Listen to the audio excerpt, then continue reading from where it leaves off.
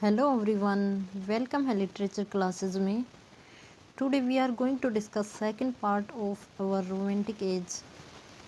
Friends, इस class में हम डिस्कस करेंगे रोमांटिक एज से रिलेटेड जितने भी हमारे मोस्ट इम्पोर्टेंट राइटर्स हैं, पोइट हैं, उनसे रिलेटेड उनके फेमस वर्क को, साथ ही साथ उनके इम्पोर्टेंट क्वेश्चंस को हम डिस्कस करेंगे. इससे पहले वाली क्लासेस में गाइज हम डिस्कस कर चुके हैं जो कि हमारे Elizabethan age, age of Chaucer, restoration age, age of Pope और जो हमारी 18th सेंचुरी थी उसको हम डिस्कस कर चुके हैं. उनके मोस्ट इम्पोर्टेंट जो हमारे वर्क रहे हैं, क्वेश्चंस रहे हैं, उनको हम डिस्कस कर चुके हैं. तो आप प्ले लिस्ट से वो देख सकते हैं जो काफ़ी इम्पोर्टेंट है हमारे स्क्रीनिंग एग्ज़ाम के लिए एज वेल एज किसी भी एग्ज़ाम के लिए. तो लेट्स सी, स्टार्ट करते हैं बिना किसी देरी के. फर्स्ट क्वेश्चन है, I have not written a line that licks that dust who boasted boldly on his writing. अब कहता है कि ये जो क्वेटेशन है वो किसने क्योट की है, जो कि बोल्डली कि इसका जो मीनिंग है वो क्या है कि मैंने कोई भी एक भी लाइन, एक सिंगल लाइन भी ऐसी नहीं लिखी है जो डस्ट से भरी हो या फिर हम कहें जिसका कोई मीनिंग नहीं निकलता हो. तो ये क्वेटेशन है वो किसने दी है गाइस. तो जो आंसर होगा इसका विलियम हेजलेट होगा. विलियम हेजलेट हमारे राइटर हैं, उन्हीं के साथ साथ एक पोइट भी हैं. तो ये क्वेश्चन था हमारा 51 नंबर का. नाउ सेकंड क्वेश्चन है हमारा, देखते हैं. इसी तरह गाइस जो इसमें हमारे जो राइटर्स पोइट लिए हैं वो विलियम वर्ड्सवर्थ लिए हैं, कोलरिज, साउदी और लॉर्ड बायरन. तो इस तरह के हमारे जेन ऑस्टिन, इस तरह के हमने राइटर लिए हैं जिनसे रिलेटेड काफ़ी इम्पोर्टेंट वर्क या क्वेश्चंस रहे हैं. नाउ सेकंड क्वेश्चन है, Charles Lamb began his literary career with the publication of the melodramatic prose entitled. अब कहता है कि चार्ल्स लम थे, उन्होंने अपना जो करियर शुरू किया था जो राइटिंग का, वो एक प्रोज वर्क से किया था. तो वो कौन सा प्रोज वर्क था? तो इसका जो हमारा करेक्ट आंसर होगा वो होगा first option, tale of Rosamund Grey. जो आंसर है हमारा टेल ऑफ रोजामंड ग्रे, ये पब्लिश किया गया था 1798. लिरिकल बैलेड है, उसी के साथ ये पब्लिश हुआ था और ये एक रोमांटिक नावल है. ठीक है, यहाँ हम फ्रेंड्स जो क्वेश्चंस करते चल रहे हैं वो हम एक्सप्लेनेशन के साथ कर रहे हैं. तो काफ़ी इम्पोर्टेंट है ये क्वेश्चंस. इनके साथ साथ हम अलग से भी जो डिस्कस करते चल रहे हैं तो आपके बाकी अलग से भी क्वेश्चन प्रिपेयर हो रहे हैं.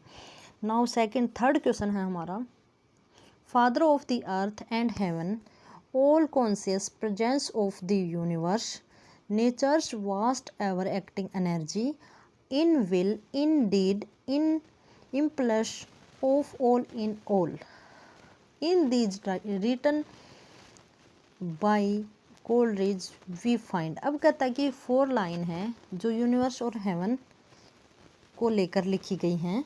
ठीक है, तो इसमें जो कोलरिज है उन्होंने बताया है कि जो एनर्जी है या नेचर है वो कैसे काम करती है. ठीक है, तो ये किस में ये कोटेशन या हम कहें ये लाइंस टेकन की गई हैं. तो इसका जो आंसर होगा वो होगा पैंथेस्टिक नोट में. ठीक है, पैंथेस्टिक नोट में ये लाइंस की गई हैं. अब आगे चलते हैं. हमारा जो 4th नंबर का क्वेश्चन रहता है, this lime tree bower my prison, a poem asserted to Charles Lamb is written by. अब कहता है कि ये पोएम है वो चार्ल्स लम के लिए लिखी गई है. तो ये पोएम है वो किसने रिटन की है, किसने इस पोएम को रोट किया है चार्ल्स लम के लिए. तो इसका जो करेक्ट आंसर होगा वो होगा एस.टी. कोलरिज. ठीक है, तो इनकी जो ये एस.टी. कोलरिज हैं, वर्ड्सवर्थ हैं, पी.बी. शेली हैं, मैरी वर्ड्सवर्थ हैं या हम कहें शेले हैं. तो ये हमारे सारे रोमांटिक पोएट रहते हैं गाइस, जिन्होंने अपने वर्क हैं वो नेचर को लेकर, एनिमल्स को लेकर और रूरल जो रियलिस्टिक हमारी लाइफ है उससे कंट्री साइड लाइफ के बारे में अपने वर्क लिखे हैं.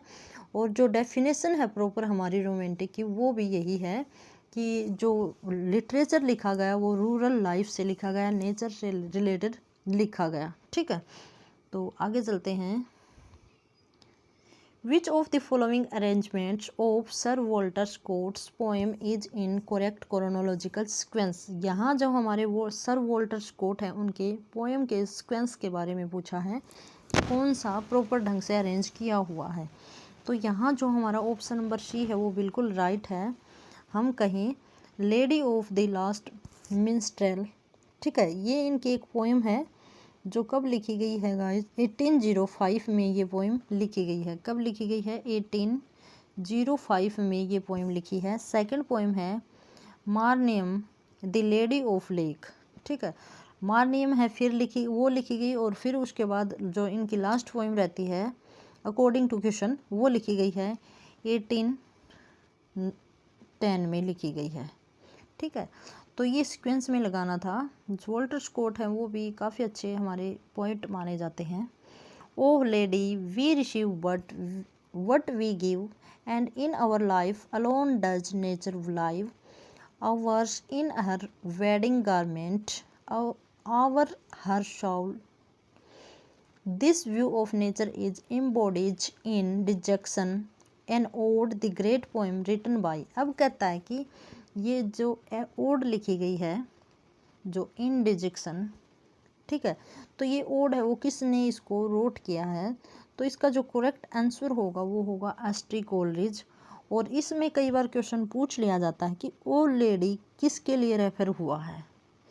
तो ओ लेडी है वो इनकी एक ब्लोड होती थी गाइज, जो सारा हचनसन, ठीक है, उसका नाम था सारा हचनसन, ठीक है, और उसी को इन्होंने यहाँ पे एड्रेस किया हुआ है। जो क्वेश्चंस हैं वो कैसे भी किसी भी फॉर्म में एग्जामिनर आपसे पुट कर सकता है।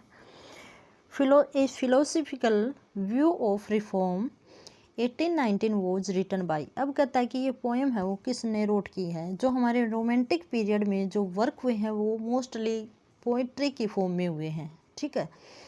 हम बात करते हैं, अगर रेस्टोरेशन की बात करें तो वहाँ पे कॉमेडीज ज़्यादा हुई हैं।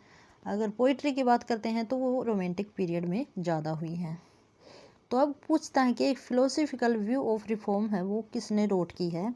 तो यहाँ जो हमारा आंसर होगा वो होगा पी.बी. शेले ने इसको राइट डाउन किया है। काफ़ी इम्पोर्टेंट हमारे पी.बी. शेले राइटर रहते हैं, ठीक है। छोटी सी उम्र में इन्होंने काफ़ी ज़्यादा जो ग्रेटनेस अचीव की है guys. William black wrote a poem in 1791 in the form of A Miltonic epic in title. अब कहता है कि जो एक क्वेश्चन आया था गाइज, जो विलियम ब्लैक है उन्होंने अपनी जो स्टाइल है वर्क लिखने की वो किस टाइप की है। तो इनकी जो स्टाइल है वो मिल्टोनिक है। इन्होंने जो अपने वर्क लिखे हैं वो मिल्टोनिक स्टाइल में लिखे हैं, फ्री वर्स में, ब्लैंक वर्स में, ऐसे करके लिखे हैं मिल्टन की तरह ही। तो अब पूछता है कि इनका एक मिल्टोनिक एपिक था उसका टाइटल बताओ कि उसका क्या नेम था। तो जो इसका टाइटल का जो नेम होगा वो होगा हमारा option number B, the French revolution is the epic that written in Miltonic epic style. आगे चलते हैं। Who characterized Wordsworth's The Prelude as more than historic, the prophetic lay, an orphic song uttered by a great bard। अब कहता है देखो guys, ये इनका जो प्रील्यूड वर्क था वर्ड्सवर्थ का जो इन्होंने 1805 में रोट किया था, लेकिन गाइज यो पब्लिश हुआ था ये वर्क 1850 में, जब इनकी डेथ के बाद इनकी वाइफ ने इनको पब्लिश करवाया था। और ये ऑटोबायोग्राफिकल इनका वर्क रहता है प्रील्यूड, जो कि पोइट्री फॉर्म में है। तो इसको कई नाम से या हम कहें कई टाइटल दिए गए, जैसे मोर देन हिस्टोरिक, या हम कहें दैट प्रोफेटिक ले एंड ऑर्फिक सॉन्ग।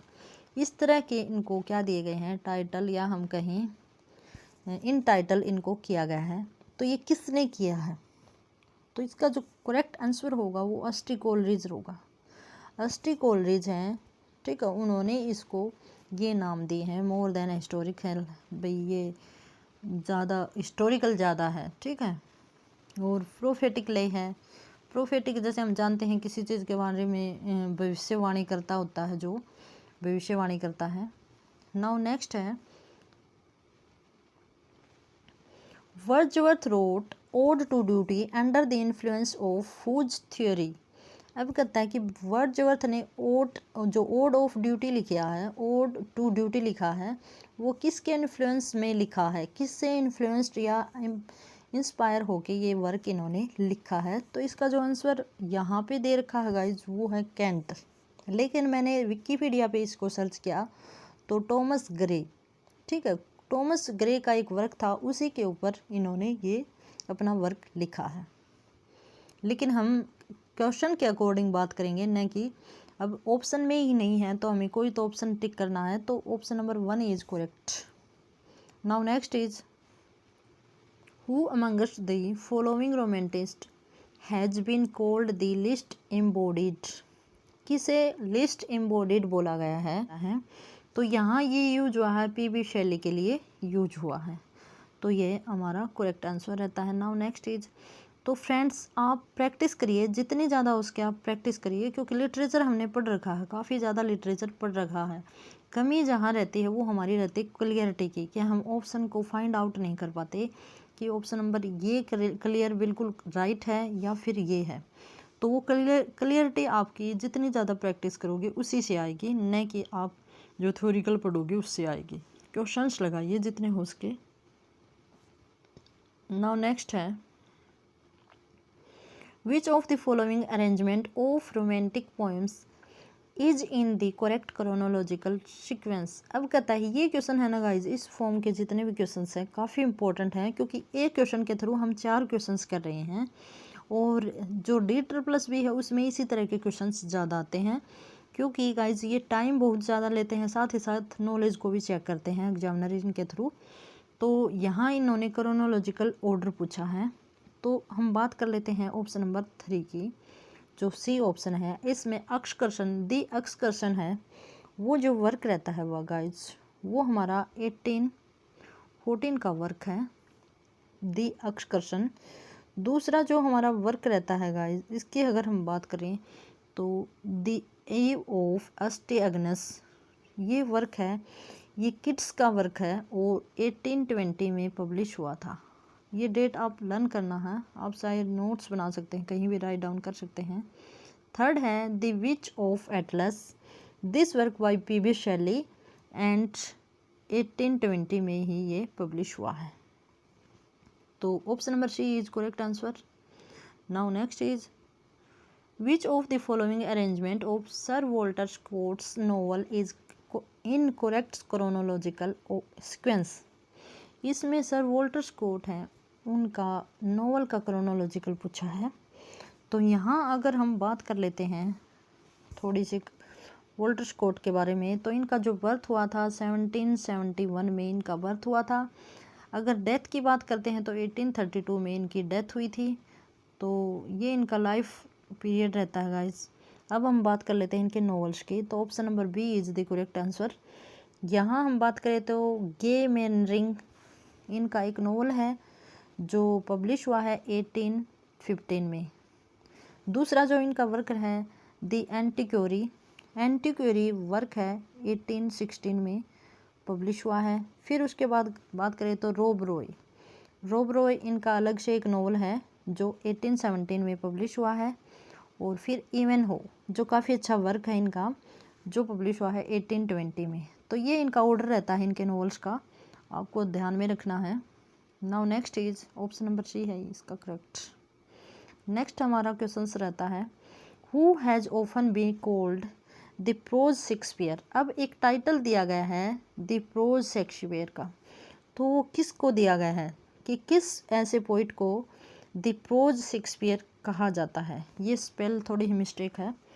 तो शेक्सपियर के जो प्रोज वर्क हैं उन्हीं की तरह इन्होंने भी अपने वर्क लिखे हैं, इसीलिए इनको क्या कहा जाता है, द प्रोज शेक्सपियर कहा जाता है। तो किन को कहा जाता है, सर वॉल्टर स्कॉट को कहा जाता है। इन्होंने काफ़ी अच्छे नॉवल या हम कहें जो ड्रामा वगैरह जो वर्क हैं प्ले फॉर्म में वो लिखे हैं, तो इन्हीं को द प्रोज शेक्सपियर कहा जाता है। मोस्ट इम्पोर्टेंट ये क्वेश्चन है, क्योंकि गाइज हमारे जो हम बात करें 2018 की पीजीटी एग्ज़ाम की, तो उसमें 3 क्वेश्चन ऐसे थे जो पेन नेम से रिलेटेड पूछे गए थे। तो हो सकता है जो हम सीरीज चला रहे हैं उसमें से भी जो हम पेन नेम भी साथ साथ कर रहे हैं, आज की क्लास में 3 से 4 हमारे पेन नेम से रिलेटेड क्वेश्चंस आएंगे, तो हो सकता है उनमें से कोई क्वेश्चन आ जाए। नेक्स्ट है Cuddie Headrigg is a famous character in. अब कहता है कि क्यूडी हेड्रिज है वो फेमस करेक्टर है विच प्ले में। तो हमारा ऑप्शन नंबर अगर हम बात करें तो ए है, बिल्कुल करेक्ट है। सर वॉल्टर स्कॉट का वेवरले एक प्ले रहता है, उसी से ये लिया गया है। वेवरले एक नॉवल है, उसी से ये लिया गया है। Now next is mister Collins is a famous character in. Character से मैंने आपको बताया है काफ़ी क्वेश्चंस पूछे गए हैं। मोस्ट इंपॉर्टेंट करेक्टर से रिलेटेड हम एक अच्छी सी क्लास बनाएंगे जिसमें जितने भी हमारे इंपॉर्टेंट करेक्टर्स हैं उनको हम डिस्कस करेंगे। तो यहाँ बात कर लेते हैं मिस्टर कॉलिंस की। तो ये हमारे जो वर्क है वो है हमारा option number B, Jane Austen का प्राइड एंड प्रेजुडाइस है, उससे ये लिया गया है। अब बात कर लेते हैं कि जेन ऑस्टिन का प्राइड एंड प्रेजुडाइस है वो कब पब्लिश हुआ है। तो ये जो हमारा पब्लिश हुआ है 1832 में, 1832 में ये वर्क पब्लिश हुआ है। और एक ये वर्क है, इसकी अगर हम थीम की बात करते हैं तो ये एक नोवेल वर्क है जो रोमांस से और जो आज की लाइफ है सर उससे रिलेटेड है, और एक लॉन्ग सीरीज ऑफ पोएम है ये, ठीक है, pride and prejudice. Jane Austen ने काफ़ी अच्छे अच्छे वर्क किए हैं, लिखे हैं। अब बात कर लेते हैं 67 नंबर का जो क्वेश्चन है। Charles Lamb devoted his life to the welfare of his afflicted sister who frequently appears in his essays under the name। अब कहता है कि चार्ल्स लैम्ब डिवोट करते हैं अपनी लाइफ को अपनी बहन को, और उसमें अपनी बहन को उन्होंने अपने एसे में भी नेम दिया है। तो वो किस नाम से उन्होंने अपनी बहन को रेफ़र किया है, ठीक है। तो इसका जो आंसर होगा वो होगा गाइज हमारा कज़न ब्रिजेट है, उसी के नाम से जो अपनी बहन को इन्होंने रेफ़र किया है या एड्रेस्ड किया है।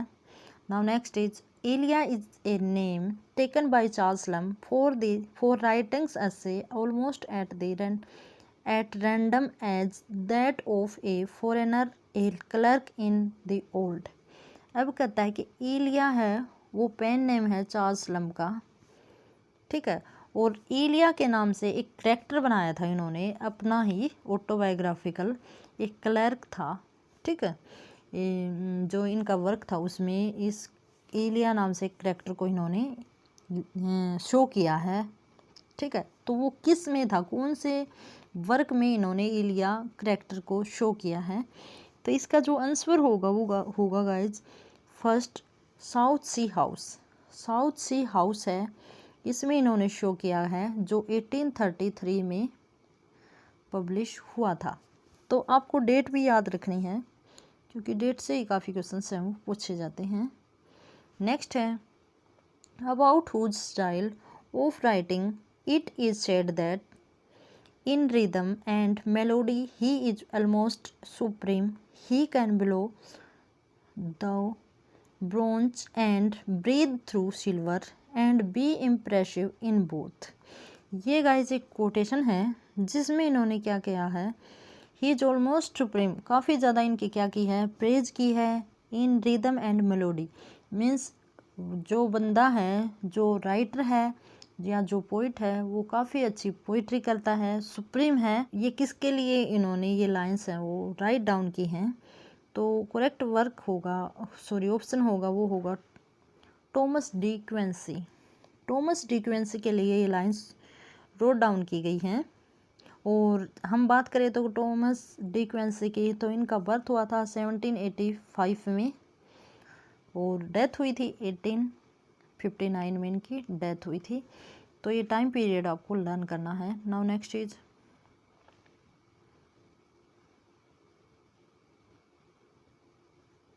Oedipus Tyrannus or Swellfoot the tyrant is a drama written by. अब कहता है कि ओडिपस टायनस है वो एक वर्क है जो लिखा गया है और इसका सब टाइटल है वो है स्वेलफुट द टायनेंट। कई बार यहाँ से भी क्वेश्चन पूछ लिया जाता है कि विच इज़ दी, या हम कहें what is the sub title of this work, ऐसे भी करके क्वेश्चन पूछ लिया जाता है। तो इसमें पूछा कि ये किसका वर्क है, जो ड्रामा वर्क है वो ये किसका है।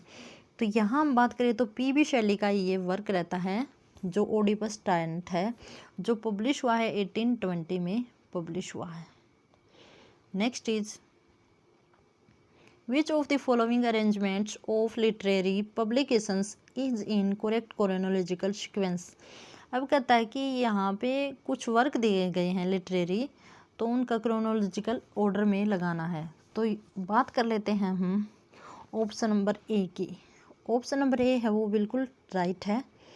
तो ऑप्शन नंबर ए में हम बात करें तो दी बॉर्डर है वो विलियम वर्ड्सवर्थ का एक अच्छा सा वर्क है, जो 1796 से 7 तक इन्होंने लिखा है, और ओनली एक प्रोज वर्क है, ड्रामा वर्क है, ओनली बाय वर्ड्सवर्थ।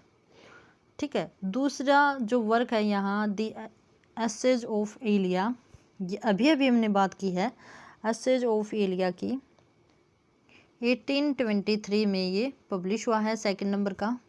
ठीक है। और देखो गाइज, दूसरे जो ऑप्शंस हैं उनमें एक वर्क और दिया है द लाइफ ऑफ बायरन। तो द लाइफ ऑफ बायरन है वो पब्लिश हुआ है 1835 में, और बायरन की ये बायोग्राफी है। ठीक है। तो ये 3 ही वर्क यहाँ चारों ऑप्शन में दिए गए हैं, जिनका सीक्वेंस मैंने आपको बता दिया है। Now next is she dwells with beauty that must die, and joy whose hand is ever at his lips, bidding adieu and aching pleasure nigh। ठीक है। तो यहाँ ब्यूटी और जो इनर ब्यूटी है उसके बीच में कंपैरिजन किया गया है, और उनके ऊपर हम कहें तो उनके ऊपर लेमेंटेशन भी किया गया है, लेमेंट भी किया है। तो ये किट्स के एक पोइट्री की ये लाइन्स हैं। तो ये किसकी लाइन है यहाँ पूछा गया है। तो यहाँ हम बात करें तो बी ऑप्शन है किट्स का ओड ऑन मेलैंकली से ये लाइन टेकन की गई है। Now next is Coleridge addressed several love poems under the guise of Asra. अब कहता है देखो कोलरिज का भी क्या आ गया है, एक address several love poem under the guise of Ezra. Coleridge ने एड्रेस की हैं इस नाम से, एसरा नाम से पोइम्स को एड्रेस किया है कहीं कहीं, तो वो किसके लिए किया है। ठीक है। तो यहाँ हमने अभी अभी देखा है कि इन्होंने ओह लेडी से भी इन्होंने अपनी पोइट्री की है, तो वो सारा हचनसन के लिए की है। ठीक है। असरा भी किसके लिए रेफ़र किया है, सारा हसनसन के लिए। ओह लेडी है वो भी सारा हसनसन के लिए इन्होंने रेफ़र किया है। Now next is Don Juan stanza is a epithet used for Lord Byron's use of. अब कहता है कि डॉन जॉन स्टेंजा है वो लॉर्ड बायरन के लिए यूज किया गया है, तो वो कहाँ पे यूज किया गया है। ठीक है। तो इसका जो करेक्ट आंसर होगा वो होगा guys option number C, Italian stanzaic form है ये ओटावा राइम की। ठीक है। डॉन जॉन स्टेंजा है वो किसने यूज किया है, लॉर्ड बायरन ने, और ये क्या है एक ओटावा राइमा है जो इटालिक स्टेंजा की फॉर्म में है।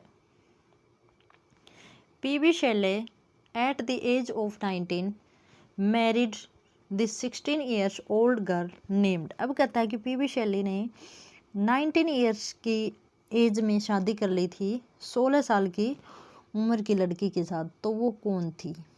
तो अब हम बात करें इनकी जो लाइफ पार्टनर रही है तो वो कौन है, तो आगे चलते हैं, ऑप्शन और भी होंगे। हाँ जी। तो यहाँ जो हमारा ऑप्शन होगा वो ऑप्शन नंबर 4 है, हैरिट वेस्टब्रुक। हैरिट वेस्टब्रुक है उसके साथ इन्होंने शादी की है 19 ईयर्स की उम्र में। नेक्स्ट है हमारा in which of the following poem P B. Shelley made an attack on the reactionary government of the English prime minister Castlereagh. ठीक है। तो यहाँ पी.बी. शेले हैं उन्होंने अपने एक वर्क में सटायर किया है या हम कहें अटैक किया है जो गवर्नमेंट है हमारे इंग्लैंड की, उसके ऊपर जो चर्च है उसके ऊपर इन्होंने क्या किया है, अटैक किया है। करप्शन के ऊपर इन्होंने सटायर या हम कहें अटैक किया है, विट किए हैं। तो किस वर्क में किए हैं, उसकी अगर हम बात करें तो ऑप्शन नंबर ए है, उसी में इन्होंने किए हैं the mask of anarchy. Anarchy की अगर हम बात करें तो अराजकता होती है जहाँ कि भाई करप्शन हो, जहाँ व्यवस्थित न हो, ठीक है, जो गवर्नमेंट है वो ऑर्डर में न हो, तो अनार्की होती है वो। सेलेज death came in 1882 by drowning in a sudden storm while sailing in। अब कहता है कि जो पीबी शैले हैं उनकी डेथ हुई थी 1882 में, जब वो क्या कर रहे थे, शेलिंग कर रहे थे, नाव बोटिंग कर रहे थे, तो उस टाइम पे डूबने से इनकी डेथ हो गई थी। तो वो किस जगह पे इनकी डेथ हुई थी, तो जगह की बात करें तो गल्फ ऑफ स्पेजिया है। गल्फ ऑफ स्पेजिया, स्पेजिया की खाड़ी में इनकी क्या हो गई थी, डेथ हो गई थी जब ये बोटिंग कर रहे थे। Now next is who is known as the peasant poet। अब आता है गाइस, जैसे peasant poet कौन है या हम poets poet कौन है, तो ऐसे करके ये पेन नेम या हम कहें जो इनको टाइटल दिए गए हैं उसी से रिलेटेड काफ़ी क्वेश्चन पूछे जाते हैं।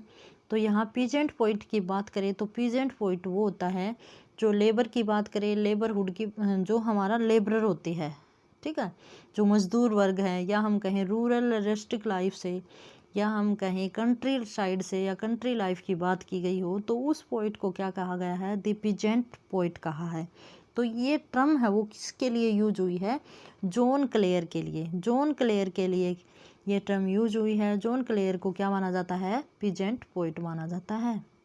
Now next is Keats Lamia is inspired by the story derived from. अब कहता है किड्स की एक पोएम है लेमिया, तो वो किस से ड्राइव्ड की गई है, किसके ऊपर बेस्ड है, ठीक है, किस किस स्टोरी के ऊपर वो बेस्ड है।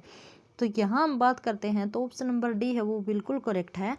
रॉबर्ट बर्टन का एक वर्क है एनाटॉमी ऑफ मेलैंकली के ऊपर ये बेस्ड है। तो ये काफ़ी इंपॉर्टेंट हमारा वर्क रहता है। काफ़ी क्वेश्चंस पूछे जाते हैं, काफ़ी अच्छे लेवल के ये क्वेश्चंस हैं गाइज, जिनकी काफ़ी ज़्यादा पॉसिबिलिटी है एग्जाम में आने की। नाउ नेक्स्ट है Rob Roy has the same reputation in Scotland as Robin Hood has in England, ठीक है। Who is author of Rob Roy.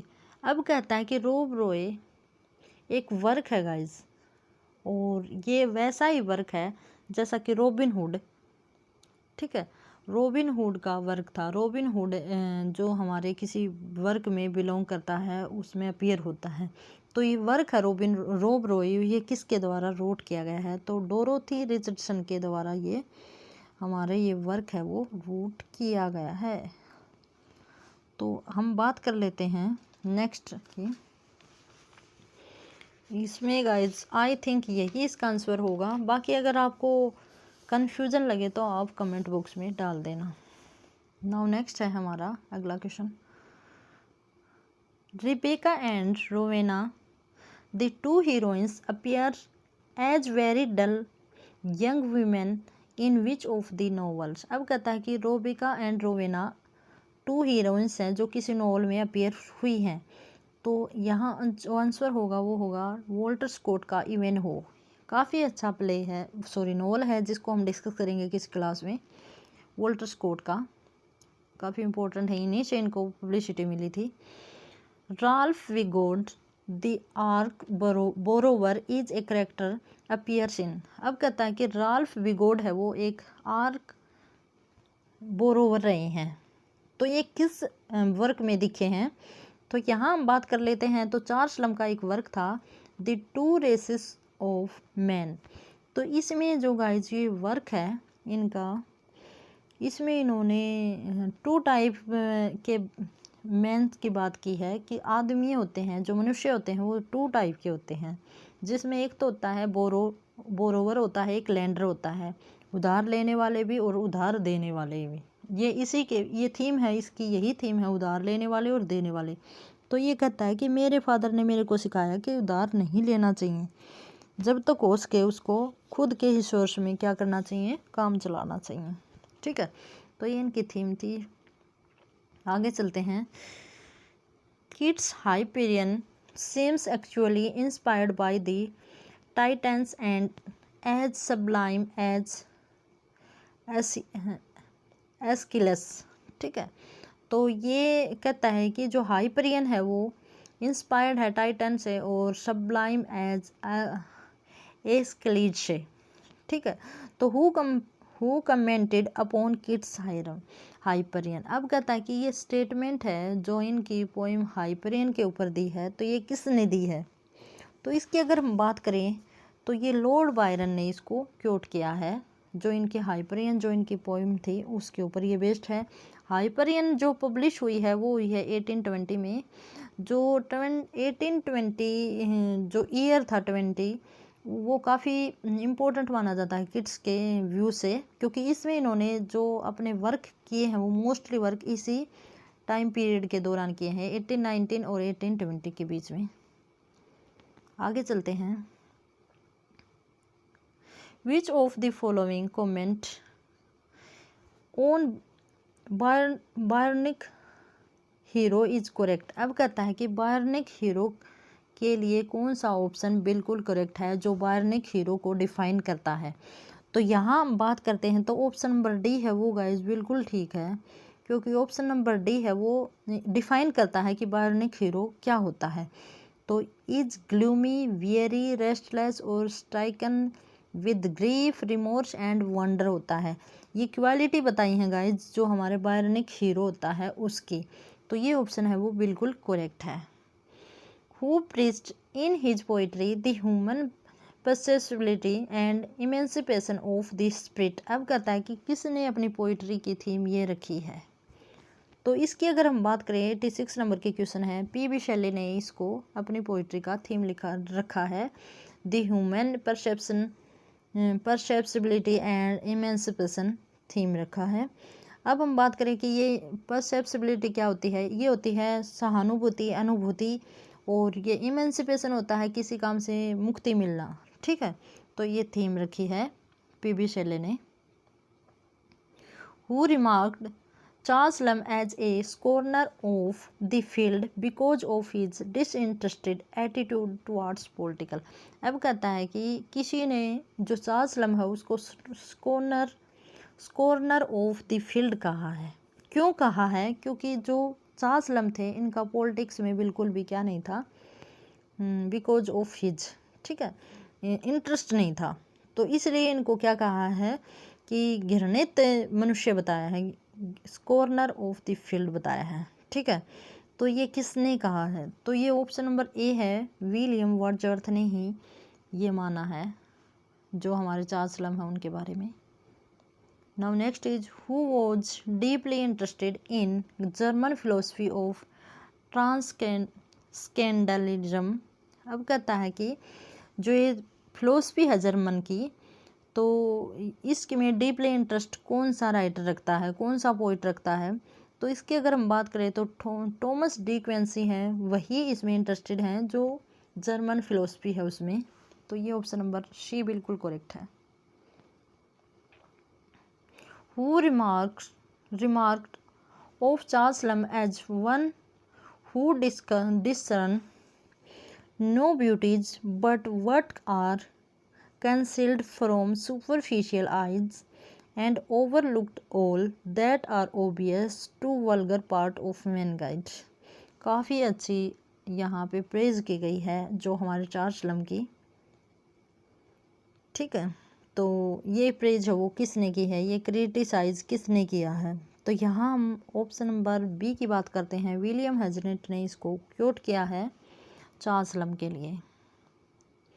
आगे है हमारा question, literature of power is to teach and literature of knowledge is to move, hence the first is rudder, the second an oar or a sail, who made this distinction between literature of power and knowledge. अब कहता है कि किसने ये differentiate किया है literature of power और literature of knowledge.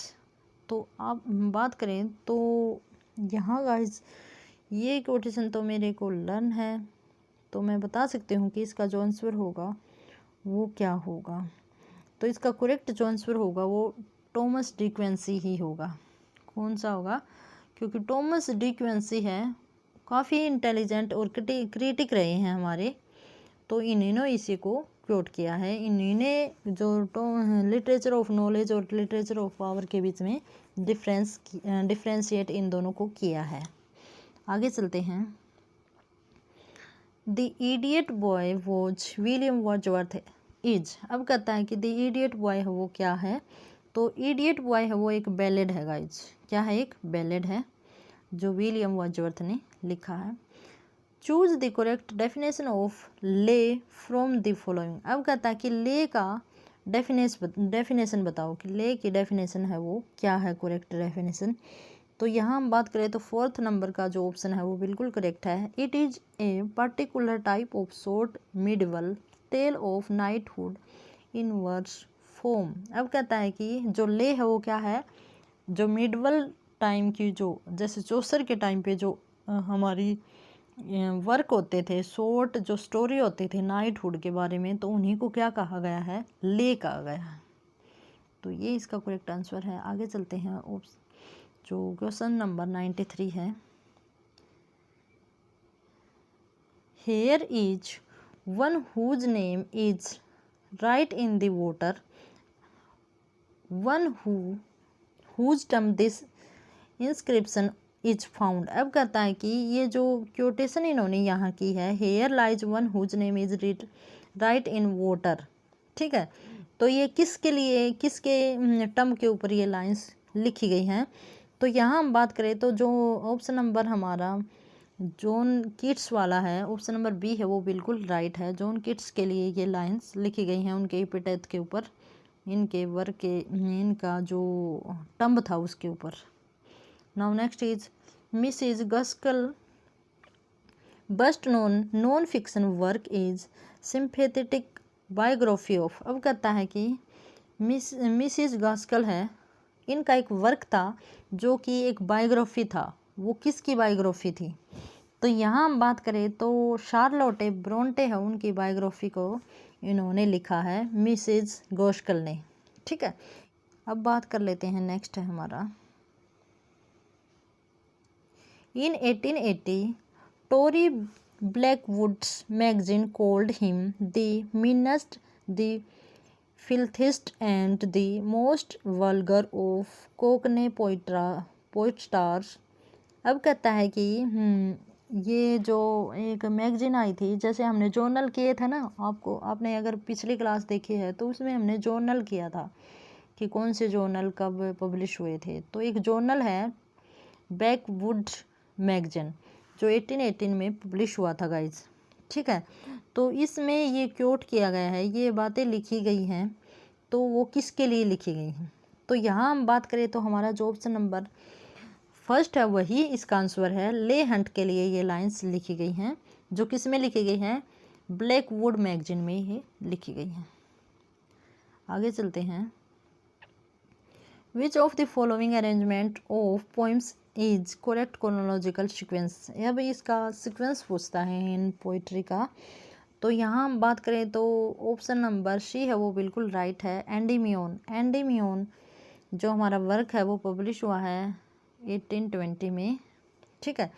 Adonis है वो किट्स का शैले का एक वर्क है जो 1821 में पब्लिश हुआ है। डॉन जॉन है वो अलग से एक वर्क है बायरन का जो 1819 में से लेकर 1821 तक पब्लिश हुआ है। फिर प्रील्यूड है विलियम वर्ड्सवर्थ की ऑटोबायोग्राफिकल एक पोइट्री है जो पब्लिश हुई है 1815 में। तो ये चारों के डेट आपको लर्न करनी है, काफ़ी अच्छे वर्क हैं और काफ़ी इम्पोर्टेंट भी हैं।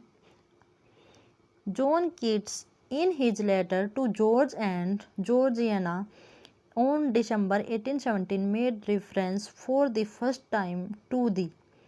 अब कहता है कि जॉन कीट्स ने लेटर लिखे थे जॉर्ज और जॉर्जियाना को, तो कहता है कि वो first time reference for the first time, ठीक है। तो वो क्या था? तो इसका जो ऑप्शन नंबर सी है वो बिल्कुल करेक्ट है, नेचुरलिज्म, ठीक है। इसके ऊपर ये बेस्ड था, इसका ही इसमें रेफरेंस दिया गया था। आगे चलते हैं। Elizabeth Bennet is an admirable lady actor appears in. अब कहता है कि एलिजाबेथ बेनेट है वो किस में अपीयर होती है? जेन ऑस्टिन के वर्क में, नॉवल में। तो यहाँ हम बात करें तो प्राइड एंड प्रेजुडाइस है, इनके वर्क में ये लेडी दिखाई देती हैं और ये एक वर्क है जो कि काफ़ी अच्छा वर्क माना जाता है। सेंस एंड सस्टेनेबिलिटी, इस तरह का ये वर्क है जो हमारी आजकल की जो फैमिली हैं उन्हीं से रिलेटेड ये वर्क है, नोवेल है, काफ़ी अच्छा है। आगे चलते हैं। The mysteries of Udolpho published in 1794 is a gothic romance written by. अब कहता है कि द मिस्ट्रीज ऑफ यूडोल्फो है, वो एक वर्क है जो गोथिक रोमांस है। किसने लिखा है? तो यहाँ जो ऑप्शन नंबर सी है, एनी रेडक्लिफ ने इसको लिखा है और ये गोथिक रोमांस है। अब आप कमेंट बॉक्स में बताना कि गोथिक रोमांस क्या होता है, इसके डेफिनेशन बताना। और इसी के साथ जो हमारे कंप्लीट हुए जो 100 क्वेश्चंस रोमांटिक एज से जो रिलेटेड करते हैं और काफ़ी इंपॉर्टेंट जो हमारे राइटर पोइट हैं उनसे ही रिलेटेड ये क्वेश्चन थे, काफ़ी इंपॉर्टेंट है। प्रैक्टिस करिए गाइज और होप सो आपको एक दिन सक्सेस जरूर मिलेगी। और इसी के साथ have a good day and best of luck.